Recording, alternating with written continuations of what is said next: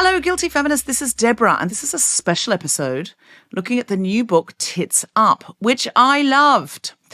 After Sarah Thornton underwent a double mastectomy and reconstructive surgery, she found herself considering how we think about our breasts and what that tells us about ourselves. In this book of fascinating interviews and all sorts of interesting conclusions, she looks at this culturally important body part from every conceivable angle. And it's truly a book that made me question so much of what I'd assumed about breasts or just overlooked about breasts because I'm a feminist. Let's not spend too much time thinking about breasts. We're thinking about other things that are more important. I really recommend this book. It's an absolute page turner. You will honestly read it in 1 or 2 sittings. It's absolutely fantastic. And it's just something that I think if you have breasts, have had breasts, or would like breasts, it's a book for you. Or in fact, you enjoy breasts. In fact, I do think cis men without breasts should read it as well, because I think it's something about half the human population has, and we don't really think about it. They're often the butts of our jokes. Ironically, all puns intended. With me now is Sarah. Big round of applause for Sarah. Yay! Thank you, Deborah. And now, Sarah, thank you so much for joining us on the show. My pleasure. Thank you for coming to talk about the book. You're a sociologist. I am. Is that right? Yeah, I am. I'm a quirky sociologist, I guess. I'm kind of part anthropologist, part like social historian of the present. I don't know. I studied art history and then communication studies, and then technically my PhD, which was on dance clubs and raves, which did involve a lot of participant observation on the dance floor. And Excellent. So I have been observing bodies before. That's a fun topic for a PhD. So technically that was sociology. But I'm interested in culture broadly. So you're an academic. And how much had you thought about breasts before you needed a mastectomy? Very little. I had, I remember a moment when I got them in my teens, thinking about them. I remember breastfeeding. That's a significant moment where a lot of women are wrestling with these organs that they didn't know how to function. And actually wrestling with the real function of breasts, the only evolutionary reason why we have them, which is to nourish the young. A lot of people think that women have breasts to attract men. This is actually not true. It's not universal. It's a fairly recent phenomenon that breasts are erotic objects. So, and then I started thinking about them when I lost them. And when I had them replaced with these implants that I nicknamed Bert and Ernie because they were dumb Muppets, basically, compared to the originals, which were sentient, which kind of had feeling and life and actually kind of a bodily consciousness that I hadn't really paid attention to before. And it was interesting that you said your health insurance had a facility. As a North American, you have health insurance, and your health insurance had a facility to have reconstructive surgery. You didn't think too much about it. You just went, well, that's what my package has. Yes. And you asked for like A to B cups and they gave you D cups, which is kind of extraordinary. And you were like, what? These are too big. My clothes don't fit anymore. I'm not sure I want this. And they feel different and they look different. And that must have been an extraordinary thing. Yes. It's actually not uncommon that women go in for breast reconstruction and they end up having, what you call a boob job and augmentation. And it has to do with a lot of things. I would say, plastic surgeons are an arrogant bunch. Surgeons see themselves as the top of the medical profession. They're usually super competitive. And then the plastic surgeons have gone on even further in their education. It's even more competitive. It's a very male-dominated industry. Despite the fact that it's associated with aesthetics, which is often associated with women, but not in this case. And also breast reconstruction kind of grew out of the augmentation business. And so a lot of the protocols are, I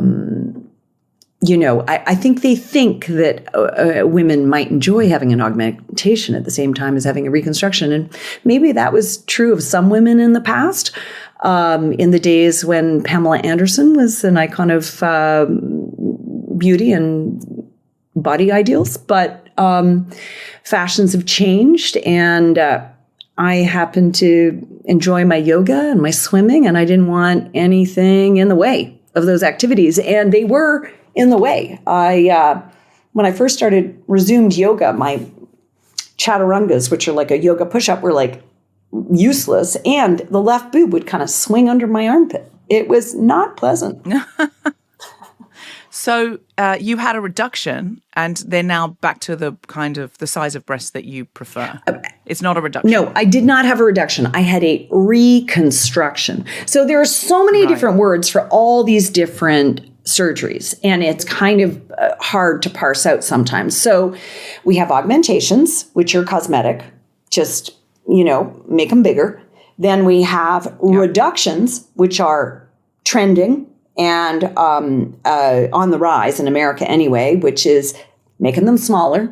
Reductions are almost always involve a lift, because if you take out breast tissue and fat, you're going to tighten up the skin and lift them up. So then there's the breast lift, which is something very popular kind of after you've had a couple of kids, is part of a mommy makeover. And then we have all the breast cancer related. There were air quotes there for the listeners. Yeah. Air quotes there for the listeners. Yeah. Then we have all the cancer-related surgery. So the lumpectomy, which takes out a lump, the mastectomy, which removes one or both breasts, the reconstruction, which gives a woman back some placeholder breasts after they've had a cancer-related surgery like that. And then there's the so-called top surgeries, which could be feminization or masculinization, which are popular amongst trans folks and non-binary people. And then one of the surgeons, I talk about it in the introduction with regard to myself and how I became interested in the topic. And then chapter 3 of the book, Treasured Chests, is all about these different surgeries. And I focus on 4 different women plastic surgeons who have very different specialties. And one of my surgeons, an African-American plastic surgeon based in Washington, D.C., specializes in a post-bariatric upper body lift. So that is when a woman has lost 300 pounds. Where are her tits? They could be anywhere. So that's a very sculptural surgery, let's say. I suppose there's so many new things that we don't really think about unless we need them. And it was really interesting to read about that. You referred to before that breasts haven't always been erogenous in the same way that they are now, or seen as this sort of, they haven't been sexualized in quite the same way. I'm not saying they've not always been erogenous in some way, but they've not always signified the same thing. Yeah. Could you talk a little bit about that? Absolutely. Well, the rise of the sexualized breast, it really started in France with the rise of wet nursing. When breasts are really nutritional, when, women don't have contraception and they might be pumping out 8 children, well, there's going to be a baby hanging off their nipple for many, many years. And if you grow up in that kind of environment, breasts do not tend to be erogenous, eroticized or sexualized. Yeah. I think, our ears are erogenous, our necks are erogenous. We have many sensitive parts, but that doesn't mean they're sex objects per se that need to be veiled and covered. They're not considered profane, and which is the state of a woman's chest nowadays, compared to a man's chest, which can be readily seen in public at the beach or at the park. And of course, if you walk through any museum, you see Christ's chest everywhere, and that chest is sacred. And there's always, certainly in the West, there's a big difference between a cis man who can go topless at the beach, no problem, and the whether it's legal or not in certain areas, that sort of double the double take that a woman's. I mean, in a lot of European and countries and in most American states, it is legal to go top free, but it is so uncomfortable that most women wouldn't dream of it. So just going back to the question about breasts as sex objects or erotic playthings, it's very much a European and American thing, or something of the Americas. Let's say it's very prominent in Latin America as well. It is much less the case in Asia, where actually breast binding and flat-chestedness has and the kind of erasure of the breast as being most sexy. If you just imagine a geisha and a geisha's outfit, the breast is kind of erased, suppressed, flattened. And that's sexy. And then if you think of any tribal situation where women go top free, they wouldn't see themselves as naked. They might have beads, tattoos, all various types of adornment. But in tropical climates, historically, women have gone top free, and if you see them all the time, they're not erotic or eroticized and objectified in the same way. And there's a lot of anthropological studies that bring that home. I was interested that in the early 20th century, it was legs that were the sexiest thing. Can you talk a little bit about that and why? It's fascinating. Yes, before World War II, legs were the most fetishized part of women's bodies. And I think that had to do with the fact that they'd been covered up by long dresses for so many centuries in Europe and the Americas. And so when skirts started rising, and you could see that partly had to do with feminism, because women were tired of not even being able to go for a walk without tripping over their dress or go for a swim. They went for swims in bloomers, petticoats, and long dresses. It was like a recipe for drowning. And so as skirts rose and legs became visible in Hollywood, certainly the best paid and most popular actress was Betty Grable, and her legs were insured for $1 million. And then shortly after the war, that kind of switched. And I think that partly had to do with the rise of formula and the kind of separation of breasts from their evolutionary raison d'etre. And, you have the rise of Marilyn Monroe and Jane Mansfield and Rosalind Russell and all. And at the same, and Sophia Loren, and all these women who got bigger and bigger, actually, as the years went on. And you talk about that correlating with the period where formula, baby formula, became popular, and breast milk was an optional thing. It wasn't what a lot or even most people did in the West, and so there was a period of time where it's like, if you're not using the breasts for that, can I have them for this? It is really interesting. It's very hard to prove exact causation, but there's certainly correlation between formula and the eroticization of women's breasts. So, the famous Kinsey report, the male version of which was published in 1948, but based on research done in the 30s and 40s, and what it found was that college-educated men were much more likely to engage their wife's breasts in foreplay than men who hadn't completed high school. And at that time, that correlated completely with formula usage, because working-class people couldn't afford formula. And in those days, formula skewed upper class, and it was upper class women who wouldn't dream of, breastfeeding their children. By the time the 70s rolled around and then coming into the 80s, that had switched, and breastfeeding increasingly became a middle class and upper middle class phenomenon, partly because women engaged with hourly wage work, did not have the maternity leaves, and didn't have the same kind of freedom to nurse in the same way. And breast pumps have been helpful in that regard. And, pumping is very popular. And I found in my research quite a few exclusive pumpers, women who knew they had to go back to work and found the breastfeeding part very difficult, but found pumping fairly easy.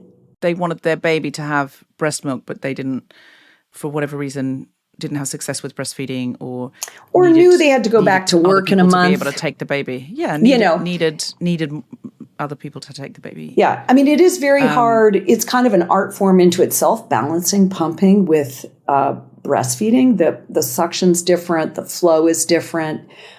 I, unfortunately, with my second child, got mastitis because I mismanaged the relationship between pumping and breastfeeding. So it's something that needs to be managed very closely.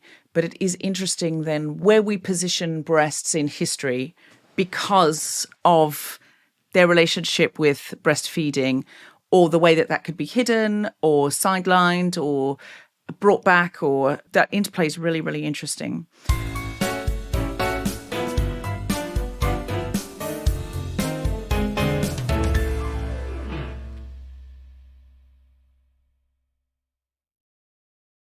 Hello, Guilty Feminists. This is Deborah, just popping in with a few quick announcements. We are coming to the Edinburgh Fringe. We're doing 3 shows at the Gilded Balloon in the museum on the 12th, the 13th and the 14th of August at 7:40 p.m. And we have an incredible lineup for you. On the 12th of August, Catherine Bohart and I will be talking to Helen Bauer, and there will be poetry from Vanessa Kasule, a favourite of mine. On the 13th of August, Kate Checker and I will be talking to Emma Siddy, and there will be music from Isabel Rogers. And finally, on the 14th, it will be me and Chloe Petts talking to Lara Racote with music from Katie Norris. As you can see, every show will be different, so why not come to all 3? You can book now by going to guiltyfeminist.com and clicking on live shows. And speaking of shows, which are different every night, we're also producing the amazing storytelling show 16 Postcodes, which is at the Pleasance Courtyard every day at 3:30 p.m. Jessica Regan has lived in 16 different postcodes since moving to London from Ireland 20 years ago. And every day, audience members will help her to choose which stories she tells. You'll laugh, you'll cry, you'll rent, because you won't be able to afford to buy. If you've lived in any number of flats or postcodes, or you sometimes feel a bit adrift, this show is for you. To book tickets, go to edfringe.com and search for 16 postcodes. And we'll be back in London on the 8th of September at King's Place as part of the London Podcast Festival. And our old friend Jessica Foster-Q and I will be talking to the very wonderful, very glamorous Dawn O'Porter about her new novel, Honeybee. Once again, for tickets, go to guiltyfeminist.com and click on live shows. If you want an ad-free version of this show, you can get it by going to patreon.com/guiltyfeminist and supporting us from as little as £2.50 a month. You can also do the same with Acast Plus or Apple Podcasts. And if you felt like leaving us a 5-star review, we would love you forever. It helps other people find a podcast, and that is a good thing. And now, back to The Guilty Feminist. The book highlights over 700 expressions for breasts in the English language, mostly used by men. What do you think this says about the cultural view of women's bodies? Well, it suggests men think they can define breasts and own them. I mean, in America, women tend to use only 2 words, breasts and boobs. And if they're black, they're more likely to say breasts and titties. And it seems to me very significant that women have retreated into this arena of kind of discomfort, embarrassment, shame, whereas men are having a load of fun talking about tits, jugs, racks, even high school students. You talk to a boy in high school, and you talk to his sister in high school, and ask them what they call these things, and the boy will rattle off 10 words and have fun with it and kind of laugh and smirk and be joyful. And the girl will likely be kind of embarrassed and maybe not want to talk about it at all. And I think as things are a little more liberal in the UK, thankfully, but having lived in the UK for 26 years, despite my accent, I now live in San Francisco, but I think there is something similar insofar as breasts are still male-defined, and that's why the dominant notion is that women have breasts for men. And that's one of the reasons I open after the introduction and kind of overview. Chapter 1 is set in a strip club. I thought, how am I going to understand, breasts as sex objects? And so I did a deep dive into the role of breasts in sex work. And then chapter 2 is the kind of diametrical opposite, life-saving jugs. That's about the oldest human milk bank in America and breastfeeding and lactation consultants, and focuses in particular on these donors who are kind of like these uber breastfeeders who have donated gallons and gallons of milk to their local milk bank in order to save infants in neonatal units, because low birth weight infants really need human milk because they can die if they get formula. That fascinated me. You spoke to somebody who had very tragically lost her own baby, and she was lactating, and she decided that it could help her with grieving and also be a sort of, symbol for something that her baby could do, to save another baby. And then she found there was all sorts of both physical and psychological benefits for herself. Could you talk a little bit about that? Because I didn't really know about this. It was news to me as well. A bereaved donor is what the milk banks call these amazing ladies. So this woman, Vivian, she lost her child about 20 minutes after he was born. He was born without a trachea. There was no chance of his survival. And her milk came in full force. Her body didn't know she'd lost the baby, and she was in agony of engorgement. And one of the midwives on the ward said, "Hey, look, let's just give you some relief." She was like distraught at having lost her child and just getting rid of the pain of engorged breasts. And also, interestingly, the oxytocin that arises when your milk flows. So there's about 14 doses of oxytocin that are injected through a woman's bloodstream in an average kind of pumping session. Their studies show this. And oxytocin's the love drug. It gives you a perk. It makes you calm and happy. And it's one of the reasons why women who breastfeed, once they've established it, because it's often hard in the beginning, where we're alienated from our animal selves, is tricky. But once they establish breastfeeding, it becomes a joyful bonding experience and like just a relaxing moment in the day. And so she discovered this and decided that she would, for 3 months, pump and donate all of her milk to the Mother's Milk Bank of California, which, is my local here. And there were so many benefits to her own body. We all know breast is best for the baby, but the benefits to the mother are underpublicized. And so she reduced her risk of breast cancer, ovarian cancer, diabetes, obesity, and heart disease. Not only that, she helped with a lot of women get postpartum depression. Breastfeeding actually mitigates against that, which is weird because a lot of doctors will tell a woman to stop breastfeeding if she's depressed, which is kind of the reverse of what ideally would happen on a hormonal level anyway. And she wonderfully had this experience that she felt was very precious to her because she was not sure if she'd ever be able to have a baby. She'd been through IVF. They tried for a long time. This child she thought was like the golden child, and he didn't arrive. And so she relished this maternal experience because she thought this might be the closest I get to being a biological mother. What's really amazing, and something I discovered after finishing the book, when I was getting in touch with a lot of my interviewees to say, hey, it's coming out, can I send you a copy? I discovered that she'd gone on to have a successful pregnancy. And what was really great is that second time round, and a lot of mothers will tell you this, the breastfeeding's a lot easier because your boobs are ready, you know how to do it. And so, her milk arrived on time and she had a great supply, and it was one less thing to worry about with her newborn. There are a lot of really beautiful and life-affirming stories in that chapter. I mean, one of the other ones is that Alicia, a different interviewee, she also gave like 10,000 ounces to the milk bank.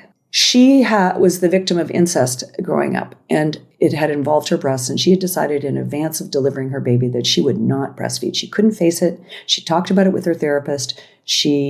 It was too triggering for her.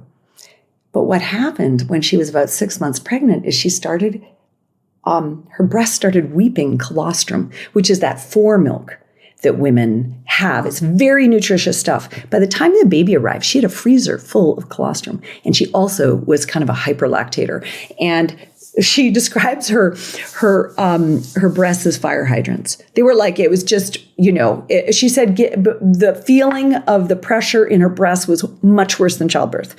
And I was like, I don't know what that's like, but it does not sound good. So she never breastfed her child. She just pumped. And not only did she feed her son, Diego, but she donated. And wonderfully, her sister had been a premature infant who had developmental difficulties. And she donated the milk in honor of her sister, who passed at a young age. Passed in adulthood, but had never really had a full life. And then again, when I was in contact with her after the book was finished, I discovered she'd had a second child. And her whole relationship to her breasts had shifted. So at the end of when Diego was one, she said, I can't hate my breasts anymore. I can't feel shame about them anymore. They have made a healthy, happy child. I just have to love them because I love my child so much, and they've been such a source of love and nourishment for him. And then amazingly, with her new daughter, she didn't pump once. She only breastfed. And so she's these women were rewriting the story of their bodies. The body keeps score, as a famous book says, and we think we're stuck. We're stuck with the stories that have happened to us so far. And that can be very difficult when we've had traumas. And I had some minor traumas as a teenager, being groped by older men in situations where I was powerless. And they were really significant events in my body consciousness. When you're 14 or 15 and you're a virgin and you've never had a lot of sexual experience, and you get accosted in your sleep by a big naked man with huge hands on your breast, it's memorable and it's very hard to shake. And but the great thing is we can, in various ways, rewrite the stories of our breasts. And as one of my interviewees says, Oak, who's a therapist, all breasts have stories. Every breast has a story. And one of the things I try to do in the book is present so many stories, and I focus on the positive, that by the end of the book, women have related to this one or that one or this one or that one, and actually have kind of possibly started to rewrite the story of their breasts in a more positive way. And even women who feel positively about their breasts and love their cleavage and like to show it off, and I'm all for that. I'm like, you go, girl. I think that's a great example of body positivity. Unfortunately, I'm a bit of a high collar t-shirt gal.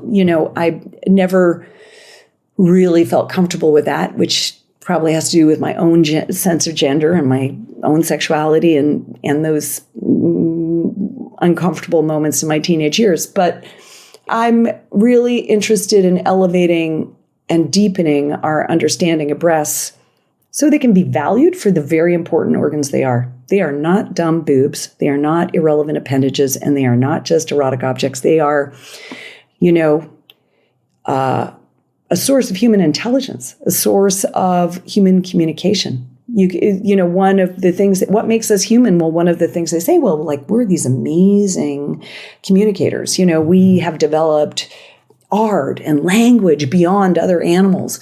And obviously other mammals are very communicative too, but this relationship, the fact that an infant is dependent on its parent for nourishment means it needs to be loved. And there's a lot of nonverbal back and forth, which is this kind of nugget of sociality. And there are so many books about Homo sapiens that don't even mention breasts. They're very male biased. They're basically histories of male Homo sapiens. And bless him, Noah Harari, who wrote a great book called Homo Sapiens, there are 5 pages on women in that book, and they're the worst pages in the book. Wow. And I really enjoyed that book. But it is about men only.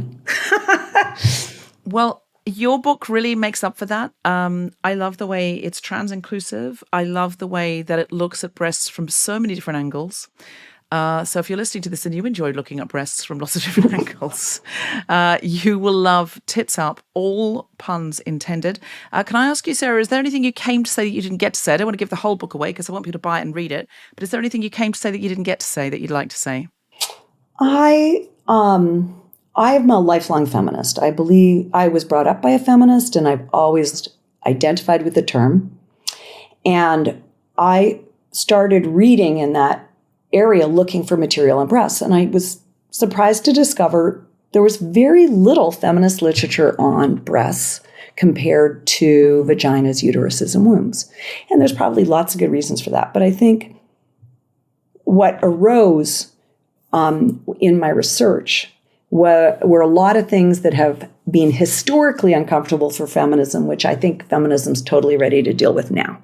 So sex work, trans women and transgender breastfeeding has not historically been a big feminist issue in America in particular, a little more with, feminism and motherhood debates in the UK. Fashion, clothing, plastic surgery, beauty, and even spirituality, because I got some great pagan feminists in chapter 5, Holy Mammaries. Holy Mammaries. Holy Mammaries. Yeah. So that's a terrific chapter. So I kind of feel like I hope the book is not only eye-opening about breasts, but also inclusive and embracing of lots of issues into the feminist fold, because I think it's interesting to look at women's rights from a lot of different perspectives. And I'm like, what if you look at them from the top half? What do you see? Absolutely. We have a game that we play, which is called I'm a Feminist But. We usually do it at the top, but sometimes we do it at the end. And where we confess something that maybe as an exfoliation. I mean, it's a joke really, but it's an exfoliation, because sometimes if you internalize things and you think, oh, that's not great, my values and my actions aren't really meeting there, we carry it and guilt turns into shame. So we exfoliate them. Do you have an I'm a Feminist But for us by any chance? No problem if you don't. Well, 2 spring to mind. One, I am a, happy feminist, a joyous feminist. I also happen to have a small collection of trophy footwear, which is platform shoes. I think I should have been taller than I am, and I love kooky, colorful platforms. My latest fetish is Swarovski crystals. I kind of feel like that's, historically not what a feminist should be focusing her free time on. And I would love to see that collection. Please post some of that on your socials. Yeah. And I guess too that I've been watching this documentary about the Dallas Cowboy cheerleaders on Netflix. And it's so weird and perverse to me, but I'm like obsessed because it's actually about like a very specific version of femininity. Very long-haired, very, just perfected for the male gaze. But also, yeah. And they're kind of like also Christians in a very interesting way. And I'm like, I'm really interested in all kinds of femininity, even if it's not feminist and positively anti-feminist. So I don't know, the anthropologist in me is just interested in gender of all kinds. And I do feel weirdly like a guilty feminist when I watch the Dallas Cowboys. Yeah. I'm intrigued, and I'm a feminist, but I will be checking out the Dallas Cheerleaders documentary as an anthropological study, guys. So Tits Up, What Our Beliefs About Breast Reveal About Life, Love, Sex and Society by Sarah Thornton is out now wherever you get your books. It is published by Bluebird Macmillan, Bluebird. a great all-female team that I have there. Bluebird Macmillan, Yeah. and it's a great book. And buy it ideally from someone who pays their tax. Can you also get the audiobook? Oh, yes. Will you read And the audiobook actually, to me? I read the audiobook and I've had a lot of praise for it. I'm a confident writer. I haven't read any of my books before, and I had so much fun doing this one. And I haven't listened to it myself, but I hear it's great, if I do say so myself. Great. Well, so if you are someone who's more podcasty and you'd like Sarah to read the book to you, that is available on audiobooks.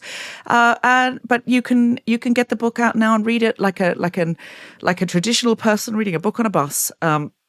Also available on Kindle. However you get it now. It's really great. It's very thought-provoking, and there'll certainly be some things you've never thought about breasts or didn't know about breasts.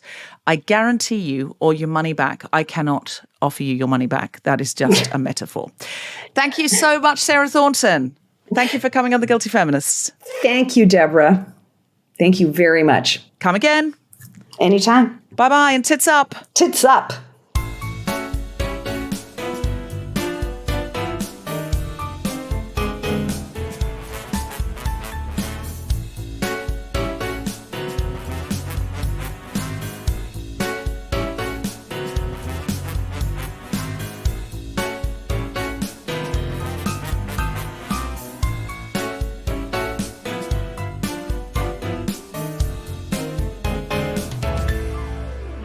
The Guilty Feminist is provided exclusively from Acast.